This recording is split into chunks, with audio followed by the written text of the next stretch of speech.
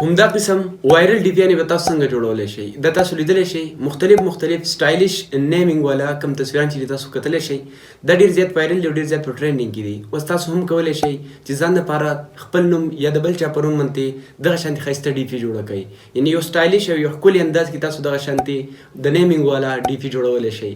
ټوله طریقه به درخوایم په دې ویډیو کې چې څنګه به تاسو دا قسم وایرل ډي پی ان جوړوئ. نو مکمل طریقه به ګورو د موبایل په سکرین کې. د هغې دپاره تاسو کوئ ویډیو تر اخره پورې وګورئ، بلکې ویډیو مو خوښه شوه ملګرو سره خامخا شیر کړئ. زو مکمل طریقه ګورو د موبایل په سکرین کې. سو لیټس گو.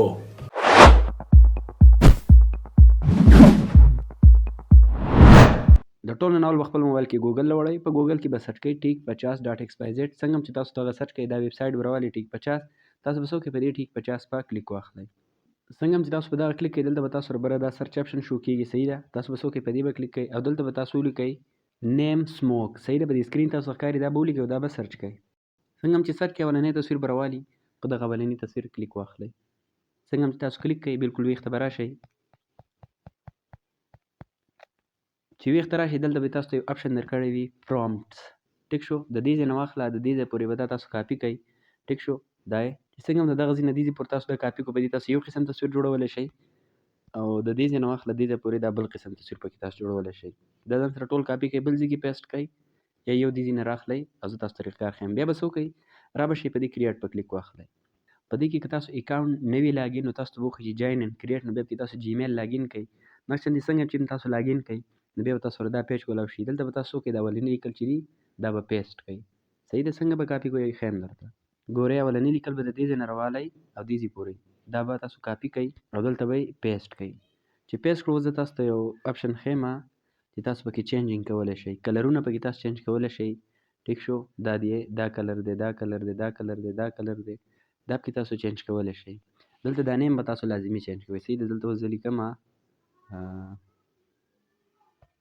ما دا نوم پر ایگزامپل ولیکئ، ټیک شو. دلته پکې تاسو نور چینجینګ کولی شئ، صحیح ده. بیا به څه وکئ په دې کریټ په کلیک واخلئ. پورې څنګه چې تاسو سره دا کریټ اپشن پوره شي یعنې دلته به جوړ شي، دا وګورئ دا تصویران به تاسو سره داسې کریټ شي. بیا به تاسو څه کوئ په دې یو تصویر کلیک کوئ او دا سیو کوئ. دغه شانتې په ځای هم تاسو دغه شانتې ډاونلوډ کولی شئ.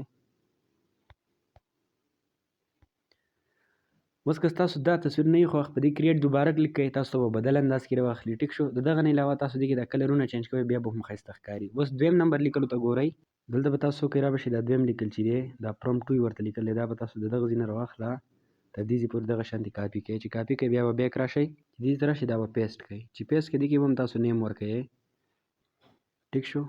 دا اوس بیا به څه وکړئ په دې کریټ په کلیک واخلئ. لږ انتظار به وکړئ کریټینګ به سټارټ شي. ګورئ ورته دا وګورئ څونه ښایسته او مزیدار رالر تاسو لیدلی شئ. دغه شان تاسو په یو باندې دغه شانتې په ځای پریس کوئ یا کلیک کوئ او په 3 ډاټ کلیک کوئ ډاونلوډ کوئ دغه شانتې ښه دا به تاسو سره ډاونلوډ شي. ګورئ پر ایگزامپل دا تصویران دي او که دا ستاسو خوښ نه وي په دې کریټ دوباره کلیک کوئ دا تصویران به تاسو سره چینج کېږي، صحیح ده. ګورئ په بل انداز کې به شو کېږي. ګورئ ورته ډیزاین چینج، صحیح ده. دغه شان تاسو کولی شئ چې په دې کې دغه شانتې ښایسته تصویران نیمینګ والې ډي پي چې دی ځان دپاره جوړ کړئ، خپلو ملګرو دوستانو دپاره هم جوړه کړئ. امید لرم دا ویډیو به ستاسو خوښه شوې که خوښه شوې ملګرو سره شیر کړئ. همدغه شانتې ټیپس اینډ ټریکس لپاره موږ سره کنیکټډ اوسئ. ډېره مننه. د الله په امان.